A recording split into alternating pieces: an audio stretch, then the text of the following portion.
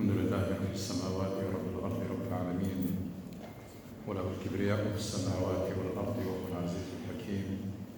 الحمد لله الذي بنعمته تتم الصالحات. ربنا لك الحمد حتى ترضى ولك الحمد إذا رضيت ولك الحمد بعد الرضا.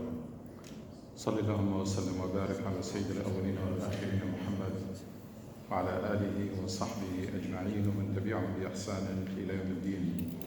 أشهد أن لا إله إلا الله وحده لا شريك له الملك الحق المبين، وأشهد أن محمدا عبده ورسوله وصفيه من خلقه وخليله وأمينه على وحيه. يا أيها الذين آمنوا اتقوا الله حق تقاته ولا تموتن إلا وأنتم مسلمون.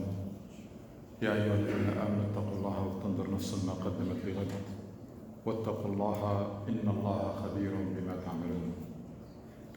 My dear respected brothers and sisters in Islam, all praise and glory and thanks are due to Allah subhanahu wa ta'ala. We owe Allah subhanahu wa ta'ala everything we have, and we should be very grateful to Allah subhanahu wa ta'ala for all that He has given us. وَإِن تَعُدُّوا نِعْمَةَ اللَّهِ لَا تُحْصُوهَا وَمَا بِكُم مِّن نِّعْمَةٍ فَمِنَ اللَّهِ. Anything good that is working in your life, it's a blessing and favor from Allah subhanahu wa ta'ala that should make you more grateful to Him. And all your needs are in the hands of Allah subhanahu wa ta'ala. So make sure that you pray to Allah subhanahu wa ta'ala frequently for all your needs, for guidance, for forgiveness, for protection, for help, for all that you need.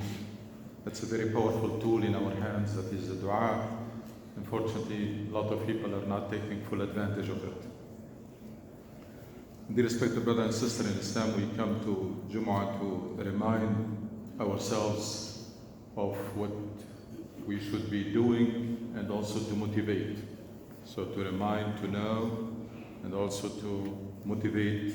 And that's the whole idea of any maw'idah, reminder. And that's what you get when you study the Quran. You get a reminder of what you should be doing, and also you get incentive and motivation to do what you're supposed to do. A lot of times the problem is in one of them. Sometimes people are ignorant, do not know what they're supposed to do. Sometimes they do know, but they don't have the power or the willpower to do what they're supposed to do. And that's why we pray every rak'ah to Allah subhanahu wa ta'ala to make us not from those who lose their way because of knowledge, and those who are arrogant, those who know what they're supposed to be doing but they don't do it, either out of arrogance or out of weakness. My dear respected brother and sister in Islam, if you ask a group of Muslims, if you take a group sample of Muslims randomly, and ask them what Islam is and what does it mean to be a Muslim. We just distribute like an index card and ask people to write what Islam is and what does it mean to be a Muslim. For sure you're going to get different answers, and that's by itself is not very healthy. You're going to get different answers, and maybe some people, they don't find much to write. They don't have much to say about their own deen because they just inherited and they did not make the effort to read and understand it, so they don't have much to say. But the majority of people will write a short list of things to do and a short list of things to avoid. That's how we define Islam. We define Islam as you need to pray 5 times, you need to fast Ramadan, you need to pay zakat if you qualify, you need to perform Hajj once in lifetime. And then you need to abstain from drinking and you abstain from fornication. It's a very short list of things to do and short list of things to avoid. And even those lists are not complete because you don't find a lot of emphasis, for example, on honesty, on truthfulness, on work ethics, etc. They were dropped. So we reduced Islam into a list, and then we even shortened the list. And if you ask people why they are worshipping Allah subhanahu wa ta'ala, why they are praying and fasting and you are following that list while you're doing it, majority of people, whether they say it or not, in their mind is they are doing it to avoid punishment.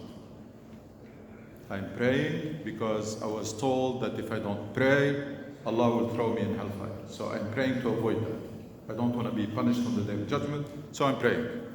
I'm fasting for that, because if I don't fast, I will be punished, thrown in hellfire, and I don't want. So exclusively, people, majority of people, illa man rahima rabbi, worshipping just to avoid punishment. So that's the only motivation for them to worship Allah subhanahu wa ta'ala. This is very bad. This is very bad. We take this great religion of ours, very inspiring religion, very empowering, amazing religion, generated great people throughout history, great success stories, and we reduce it into a short list of do's and don'ts.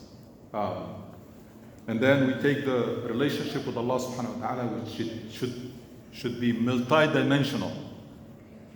We are connected to Allah subhanahu wa ta'ala through many channels. Love, gratitude, dependence, reverence, ta'zeem, etc. So many. And then we put aside all and keep only the fear, and it's not even the fear from Allah, it's the fear from punishment.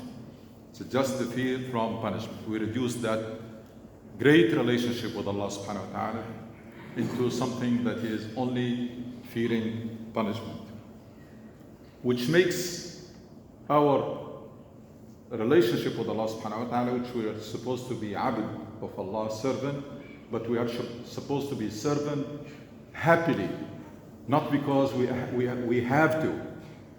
The difference between a slave of a master who is forced, they will obey because they have to, or fearing punishment.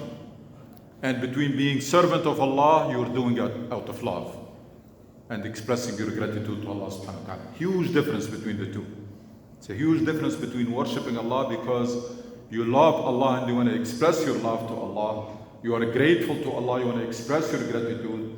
You are dependent on Allah subhanahu wa ta'ala. Ya ayyuhan nas antumul fuqara'u ila Allah wallahu, and you want to express that in the form of worship. And there is difference between just doing it because I have to, I just don't want to be thrown in hellfire.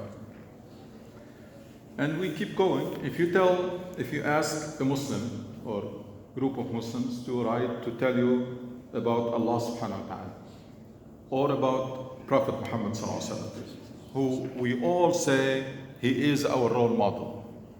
But if we are asked to explain him or to tell people about him, we don't find much to say. Why? Because majority of Muslims, their reading or their knowledge of Rasul sallallahu alaihi wasallam and his life and his personality almost relying completely on watching the movie of the Message.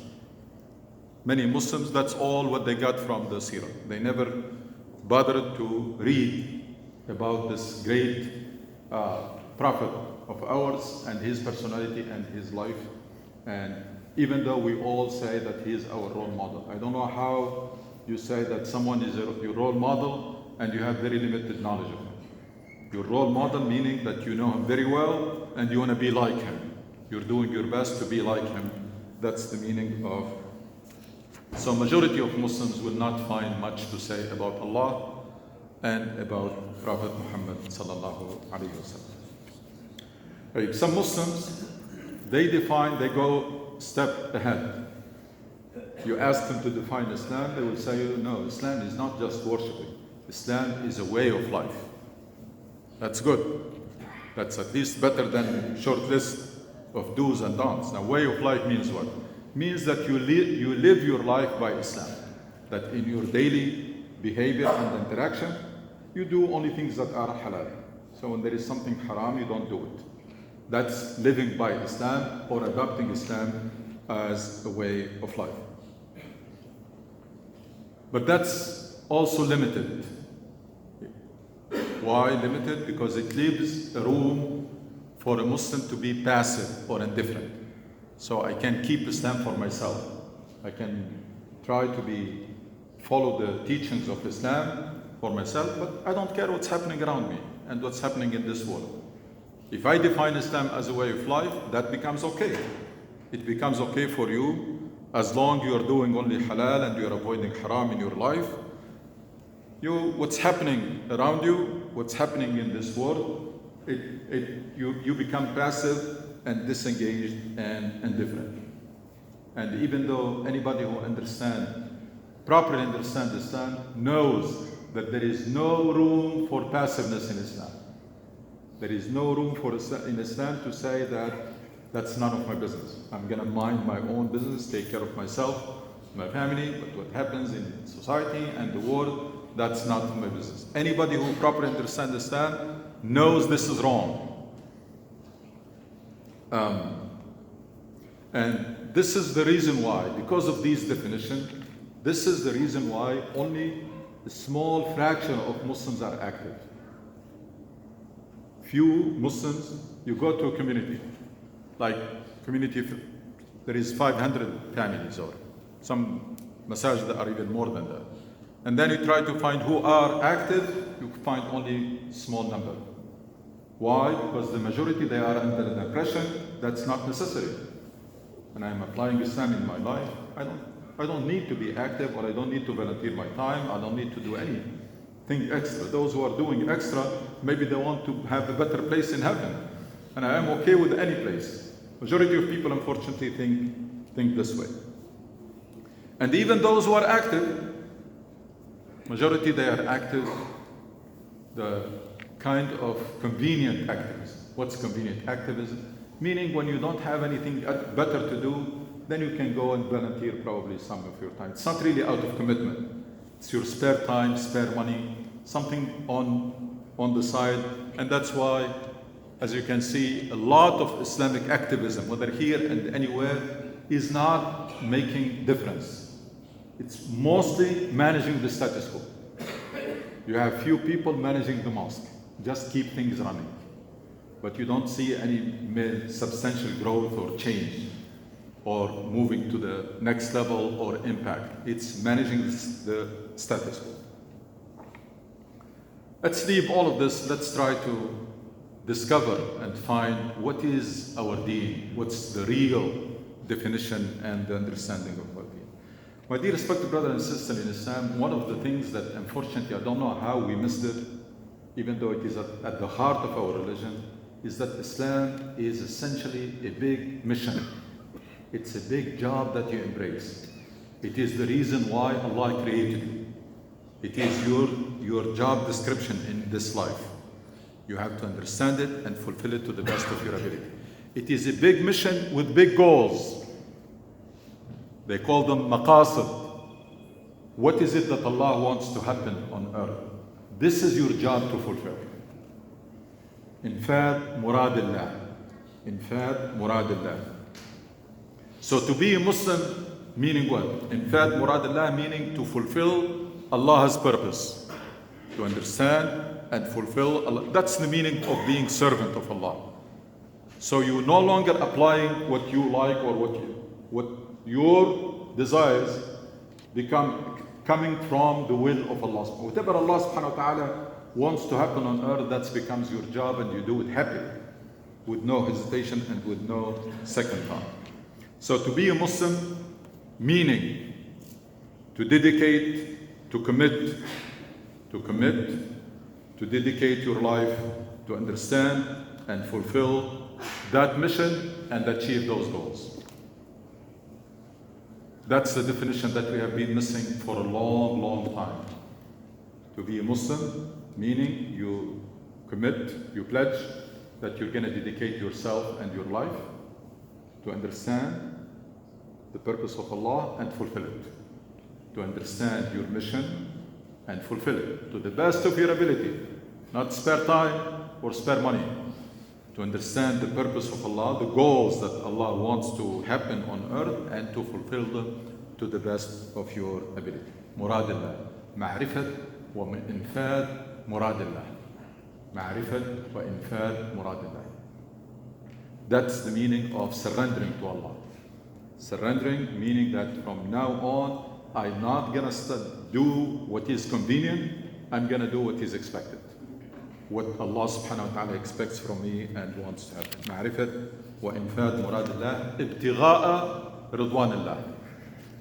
معرفة وإنفاذ مراد الله ابتغاء مرضات الله. To understand and fulfill the purpose of Allah in pursuit of the good pleasure of Allah subhanahu wa ta'ala. You want to make that commitment or you don't. But don't tailor Islam to your to what is convenient. Don't reduce it. It's a job that you take it or leave it. It's a mission that you embrace it or you don't embrace it. I mean, when you apply for a job and you decide to take it, you're not going to take the job description and change it and then remove some items and do what is convenient. You're going to do the job description that you were hired to do. In this life, you should do the job that Allah subhanahu wa ta'ala has created you to do. And why you do that? Why you're going to be striving to understand and fulfill the purpose? What's the motivation? Fearing punishment? No. It's much higher than this. It's expressing your love and gratitude to Allah subhanahu wa ta'ala. Serving Allah out of love and gratitude and reverence, ta'zeem, and dependence, faqr to Allah subhanahu wa ta'ala. To express all of these, you serve Allah and you serve His cause. That's why you worship and that's why you serve the cause of Allah subhanahu wa ta'ala, as we will explain. So, seeking Ridwanullah. You're doing it not fearing punishment. We're going to talk about where that comes, when the fear of punishment comes, but you do it seeking the good pleasure of Allah subhanahu wa ta'ala. You love Allah subhanahu wa ta'ala, you want to show the best you can do. Show Him. It's like when you love someone. You try to look for the best gift, for the best thing to do, to please the person. وَلِلَّهِ الْمَثَلُ الْأَعْلَى should even be much more when we're dealing with Allah subhanahu wa ta'ala. It's a love that reaches a level that translates into worship. Even linguistic definition, the worship is in one way is defined as the highest level of love. That love reaches a level that translates into worshiping. That's unfortunately what we have been missing. Actually, we were not missing because scholars of Islam defined Islam.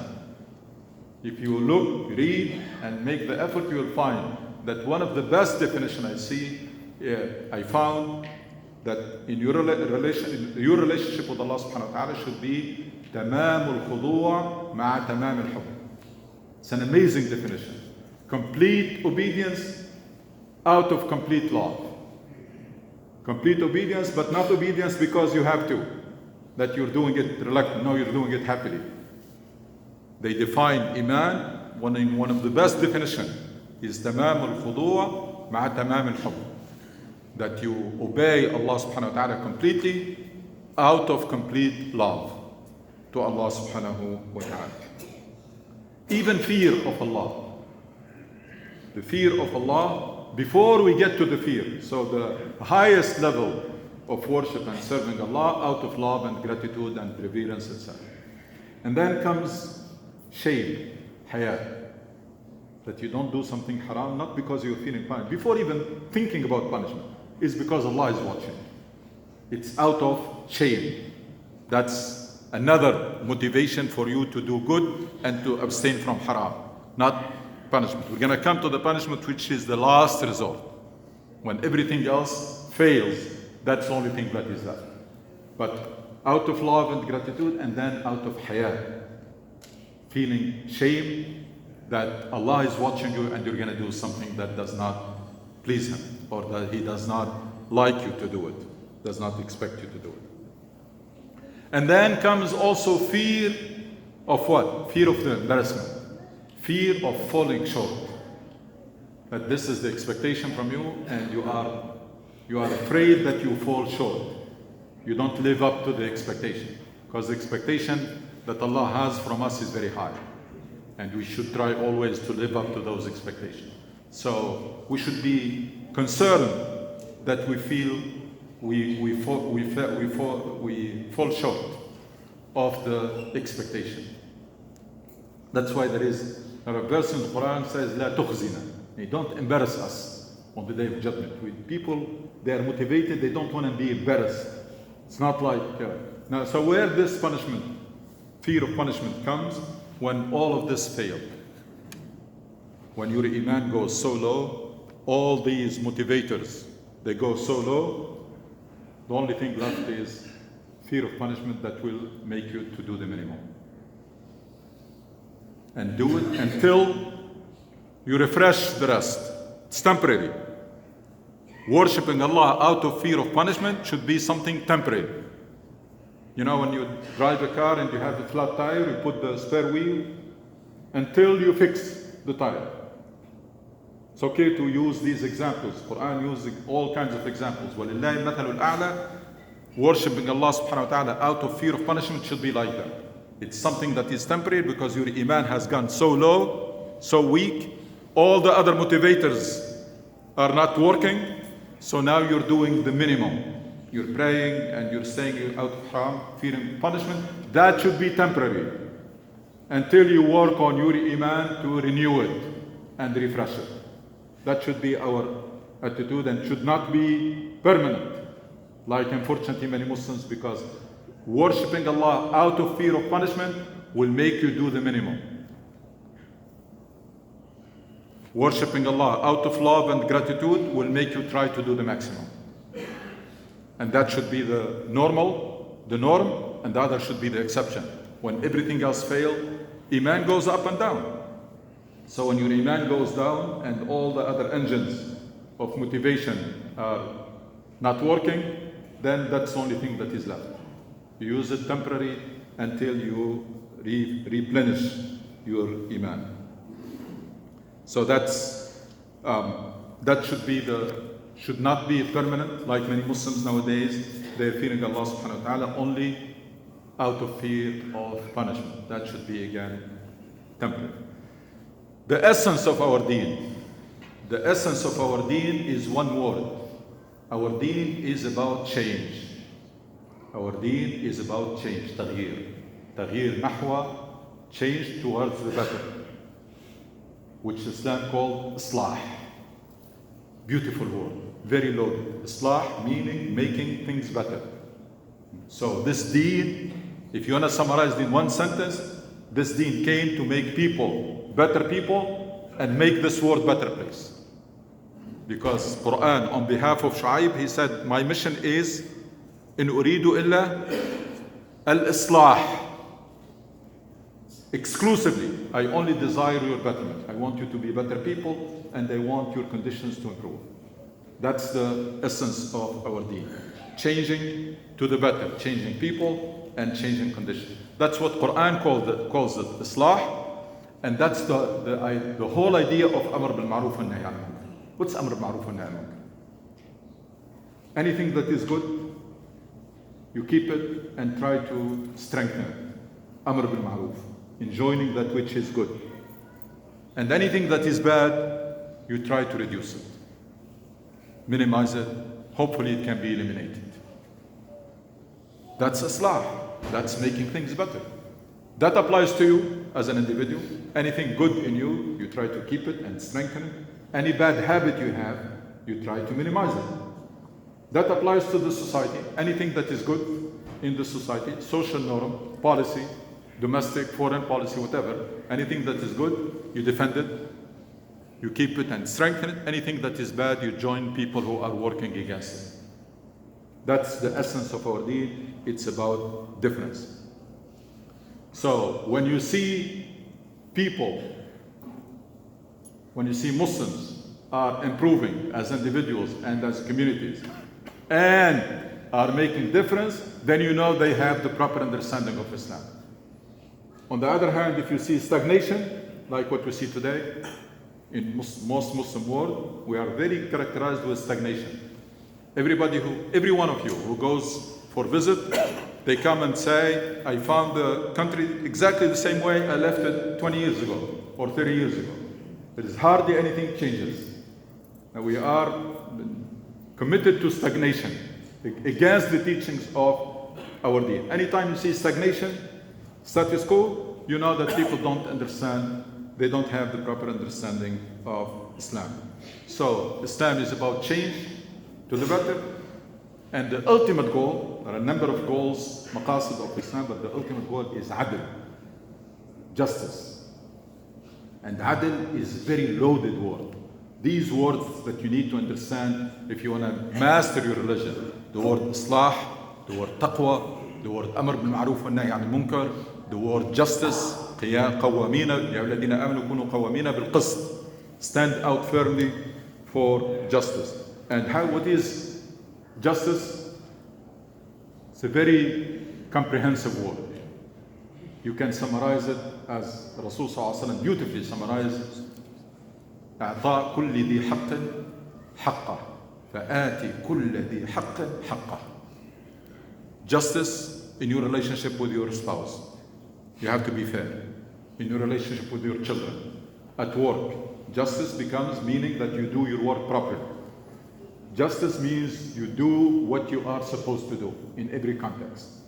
It's not just justice of governments. Justice, فآتي, Rasul sallallahu alaihi wasallam said, فآتي كل ذي حق حقه. Give everybody their dues. Even your body has a right on you. You need to keep it healthy, good diet, exercise, etc. That's being fair with your body. Fair with your spouse, fair with your children, fair with your neighbors, do what Allah subhanahu wa ta'ala expects you to do. And also stand out firmly for justice in societies. And advocate any just cause, whatever you can do for it. Even if it is an email that you can share or something about any just cause, whether it is a domestic issue or it is a foreign issue, any cause, any just cause, you should ask yourself or push yourself to do something about it, and don't underestimate anything that you can do. As long you do all that you can. As long you do all that you can, don't belittle or underestimate anything that you can do. Rasul sallallahu alaihi wasallam says, لا يحقرن أحدكم من المعروف شيئا. Don't underestimate any good thing, even if it is little. Never underestimate it and never postpone it. Why? Because something that you can do now, you may not be able to do it tomorrow or this afternoon. Now you have the time, maybe you will become busy. Now you have the resources, maybe you will not have them. Now you are alive, maybe there will be no tomorrow. Maybe today you're healthy, you can do things, maybe you cannot have the same health in the future. So, اغتنم, Rasul sallallahu alaihi wasallam says, اغتنم خمسا قبل خمس. And take advantage of your being alive before you die, and having spare time before you get busy, and healthy before you become sick, etc. So no belittling any good thing that you can do, and no postponing. وَتُوبُوا إِلَى اللَّهِ إِنَّهُ غَفُورٌ رَحِيمٌ.